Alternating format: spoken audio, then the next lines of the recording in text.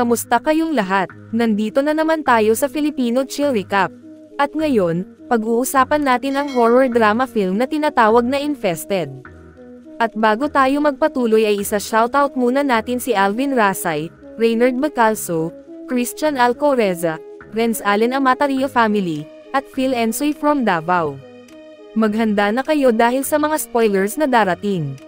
Sa isang disyerto, may isang sasakyan na may sakay na ilang tao. Huminto sila at bumaba habang nagbababa ng mga kagamitan. Pagkatapos, naghiwa-hiwalay sila upang maghanap ng kung ano man ang hinahanap nila. Isang lalaki ang nagmasid sa mga bato na nagkalat sa disyerto.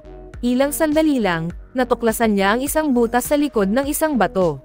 Agad niyang tinawag ang kanyang mga kasamahan. Agad silang nagtipon at naghukay pa ng isa pang butas. Sa kanila ipinasok ang isang hose na puno ng lason upang pilitin palabasan ang kung ano man ang nasa loob ng butas. Matapos mag-spray ng lason, isang lalaki ang sumilip sa butas. Mabilis na hinuli ng iba ang isang gagamba na lumabas.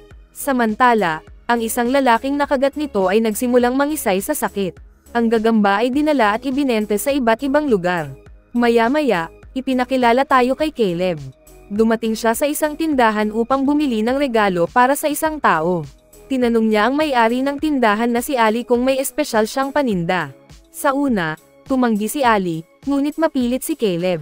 Sa huli, dinala siya ni Ali sa isang lihim na silid. Sa loob ng tagong lugar, nakita ni Caleb ang iba't ibang bihirang insekto at reptilya. Napansin niya ang gagambang nahuli mula sa disyerto.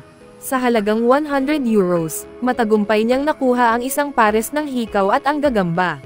Pinayuhan siya ni Ali na mag-ingat dahil makamandag ang gagamba.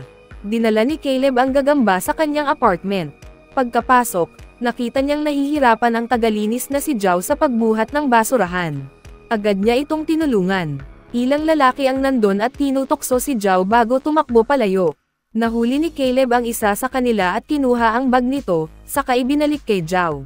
Umalis ang lalaki ng galit.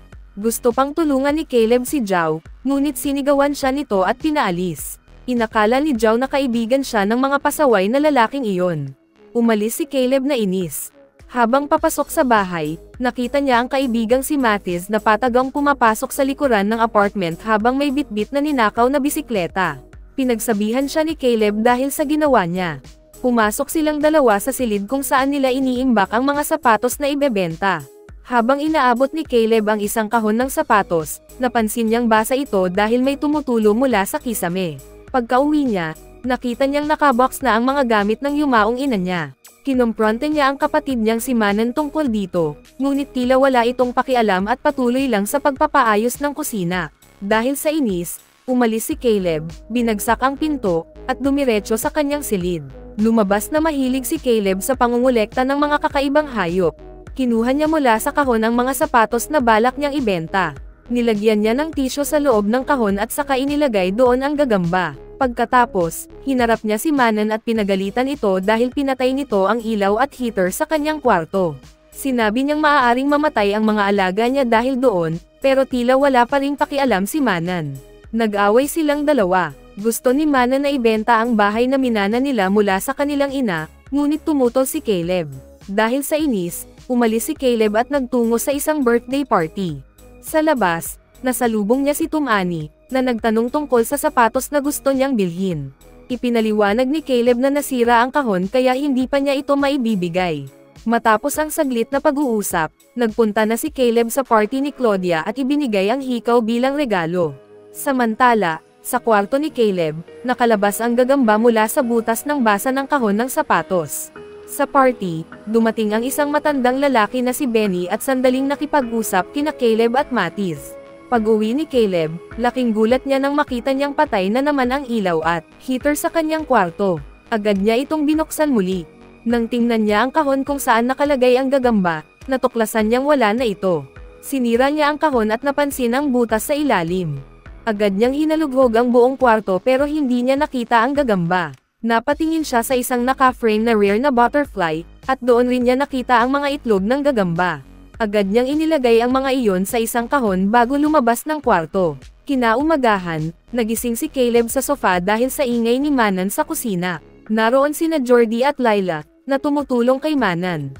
Matapos ang ilang saglit na usapan, umalis si Caleb para maligo. Halata kay Jordy na hindi nito gusto si Caleb. Kinagabihan, nagkita sina Caleb at Tumani sa parking area ng apartment para ibigay ang sapatos na binili nito. Biglang dumating si JS at inakalang may illegal silang ginagawa.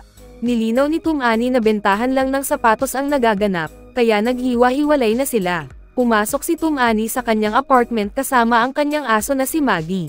Sinubukan niyang buksan ang ilaw sa hallway pero hindi ito gumana. Habang naglalakad, nadapa siya dahil sirang-sira na ang kanyang sapatos kaya nagdesisyon siyang isuot ang bagong baylang sapatos. Ngunit sa sandaling ipinasok niya ang kanyang paa, natagpuan niya ang gagamba sa loob. Agad niya itong pinatay, pero kinain ito ng kanyang aso na si Maggie. Samantala, nasa kwarto ni Caleb sina Matthews at Jordy, tinitingnan ang mga exotic na hayop ni Caleb. Dumating si Caleb at inis na inutusan silang lumabas. Paulit-ulit namang tumatawag si Tumani, pero hindi ito sinagot ni Caleb. Habang palabas sina Matthews at Jordy, pumasok naman sina Manan at Layla, at sabay-sabay nilang pinagmasdan ang mga hayop ni Caleb. Patuloy pa ring tumatawag si Tumani, pero hindi pa rin ito pinansin ni Caleb. Nang makaalis na ang iba, nilock ni Caleb ang kanyang kwarto at nagsiksik ng tela sa ilalim ng pinto para hindi makalabas ang nawawalang gagamba. Sa wakas, sinagot niya ang tawag ni Tumani, pero huli na. Sa mga sandaling iyon, malubha na ang kalagayan ni Tumani dahil kumalat na ang lason ng gagamba sa kanyang katawan. Pagpasok ni Matthews at Jordy sa apartment, nasalubong nila sina Claudia at Benny. Tinanong ni Benny kung nasaan si Tumani dahil walang tigil sa pagtahol ang aso nito sa loob ng kanyang apartment. Dali-dali silang nagtungo sa unit ni Tumani at may ilan pang residente na naroon. Pinilit ni Jill na buksan ang pinto. Ilang sandali lang, dumating na ang mga pulis sa pangunguna ni Lieutenant Lay para imbestigahan ang nangyari. Hindi pa maipaliwanag ni Lieutenant Lay kung ano ang ikinamatay ni Tumani, pero nagbigay siya ng babala na walang sinuman ang pwedeng lumabas ng gusali, kabilang na sina Jordy at Layla kahit hindi sila opisyal na residente. Biglang inakusahan ni Jay si Tumani na nag-overdose sa mga ipinagbabawal na gamot na galing kina Caleb at Matthews. Nagkaroon ng main-itang pagtatalo sa pagitan ni Jill at Matthews, pero pinigilan ito ni Lieutenant Lay. Sa puntong iyon, inilabas na ang bangkay ni Tumani, at doon napansin nilang nawawala ang isa nitong sapatos. Kinahapunan, nagtipon-tipon sina Caleb, Matthews, Manan, Jordy, at Layla sa apartment ni Caleb kasama ang aso ni Tumani na si Maggie. Hindi pa rin nila moari kung ano talaga ang nangyari kay Tumani. Samantala, si Jay ay bumaba sa storage area at napansin ang napakaraming sapot ng gagamba. Kumuha siya ng insect spray at inisprayan ang buong paligid, hindi niya alam na naroroon ang nawawalang sapatos ni Tumani. Sa ibang bahagi ng gusali, si Layla naman ay nasa banyo at walang kamalay-malay na may gumapang nagagamba mula sa bentilasyon, dahilan para mahulog ang takip nito. Kinuha ni Layla ang takip at sinubukang ibalik sa lugar. Biglang gumalaw ang isang tuwalya, kaya binuksan niya ito, at isang gagamba ang gumapang sa kanyang braso. Sa takot, napasigaw si Layla at tinawag si Jordy. Agad na kumuha ng baso at papel si Jordy para hulihin ang gagamba. Dumating din ang iba, pero sa kanilang paghabol, nakapuslit ang gagamba papunta sa ilalim ng lababo. Sinabi ng lahat kay Jordy na patayin na ito, maliban kay Caleb. Sa huli, gumamit si Jordy ng isang kahoy na brush para sipatin ang ilalim ng lababo, ngunit biglang gumapang ang gagamba sa hawakan ng brush. Agad niyang tinakpan ito ng tuwalya at inapakan hanggang sa mamatay. Dali-dali silang lumabas ng banyo at tinakpan ang ilalim ng pinto gamit ang basahan. Galit na hinarap ni Jordy si Caleb at hiningan ito ng paliwanag tungkol sa mga gagamba. Dahil sa matinding pressure, inamin na rin ni Caleb na bumili siya ng gagamba, pero iginiit niyang maliit lang ito.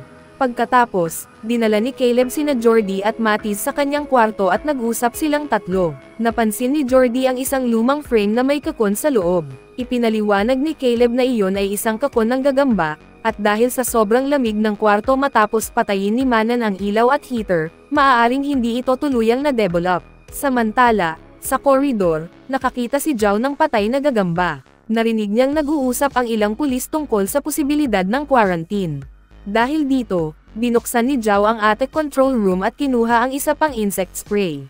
Nilagyan niya ng headlamp ang kanyang ulo at nagsimulang mag-imbestiga nang biglang may umatake sa kanya na gagamba. Sa apartment ni Caleb, tinakpan nila ang bawat butas at tubo upang maiwasan ang pagkalat ng gagamba. Pinilit ni Manan at Jordy na umalis na sila sa gusali, pero tumanggi si Caleb, pakiramdam niya ay siya ang may responsibilidad sa nangyayari. Nagdesisyon silang lumibot at balaan ang ibang residente. Binigyan sila ni Jordy ng 15 minuto para gawin ito, pagkatapos ay kailangan na nilang umalis. Sa kabilang bahagi ng gusali, nag-eehersisyo si Musa sa kanyang unit nang makita niyang may malaking gagamba sa pader.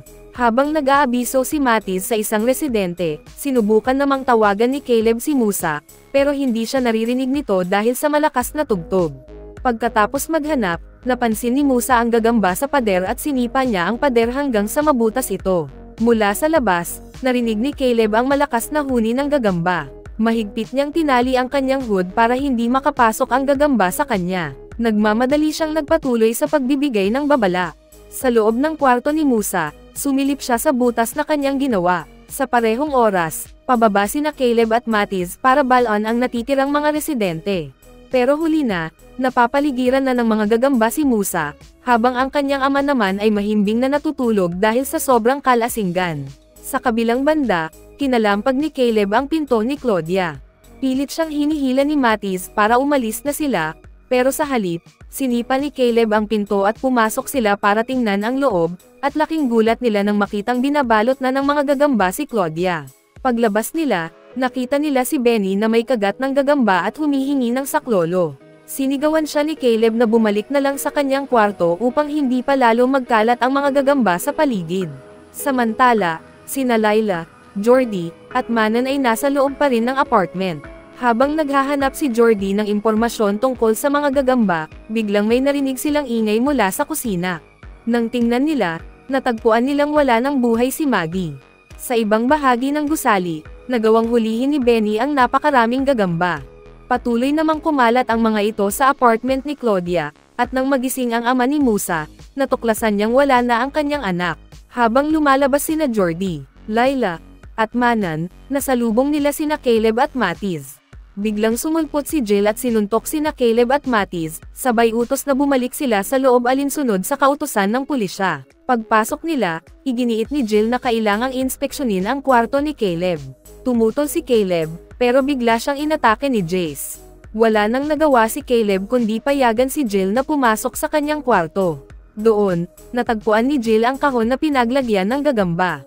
Mabilis silang lumabas ng apartment at nagtungo pababa sa hagdanan, ngunit naipit sila sa isang pasilyong halos natakpan na ng sapot ng gagamba. Dahil wala nang ibang daan patungo sa parking area, iminungkahi ni Caleb na dumaan na lang sila sa koridor. Hanggat bukas ang ilaw sa pasilyo, mananatiling hindi gumagalaw ang mga gagamba. Nagpresente si Mana na panatilihing nakapress ang switch ng ilaw, dahil may auto-timer ito na 1 minuto lamang. Habang maingat na tumatawid sina Caleb at ang iba pa, nanatili si Manan sa switch. Pagkalampas nila, pinindot muli ni Manan ang switch at mabilis siyang tumakbo patungo sa mga kasama. Upang mas makita ang daan, ginamit niya ang kanyang lighter. Sa tamang tiyempo, nakaligtas din siya at nakarating sa parking exit. Ngunit sa halip na tulungan sila, hindi binuksan ng mga pulis ang pinto, at sa puntong iyon, nagsimula ng dumagsa ang mga gagamba. Sinubukang pilitin ni Caleb at Matiz ang pinto, pero biglang nagpakawalan ng tear gas at nagpaputok ang mga pulis. Wala silang nagawa kundi ang bumalik sa pasilyong pinamumugaran ng gagamba. Sa kanilang pagtakas, napansin nilang wala na si Jordy. Sinubukang hanapin ni Caleb si Jordy sa loob ng pasilyo, pero nang bumalik siya sa grupo, malungkot niyang sinabi na hindi na nila ito mailigtas. Napahagulgol si Layla sa sinabi ni Caleb. Agad silang nagtuloy sa isang storage room upang magkubli. Sa gitna ng matinding emosyon, nais sanang bumalik ni Layla para sagipin si Jordy, ngunit pinigilan siya ng lahat dahil sa panganib. Habang nagpapakalma, nakahanap si Matiz ng mga flares at iba pang gamit. Sa mga sumunod na sandali, narinig nilang muli ang malulupit na sigaw ni Jordy. Wala silang magawa kundi takpan ang kanilang mga tainga habang naluluha. Matapos ang ilang sandali, iminungkahi ni Matiz na maaari silang subukang tumakas gamit ang natagpuang kagamitan. Plano niyang akyatin ang ika-15 palapag at magpasiklab ng flare, umaasang may makakapansin sa kanila mula sa kabilang gusali. Maingat na lumabas si Matiz at bumalik upang pangunahan ang grupo. Bitbit ang isang flare, dahan-dahan silang umatras dahil alam nilang hindi gagalaw ang mga gagamba kung may malakas na ilaw.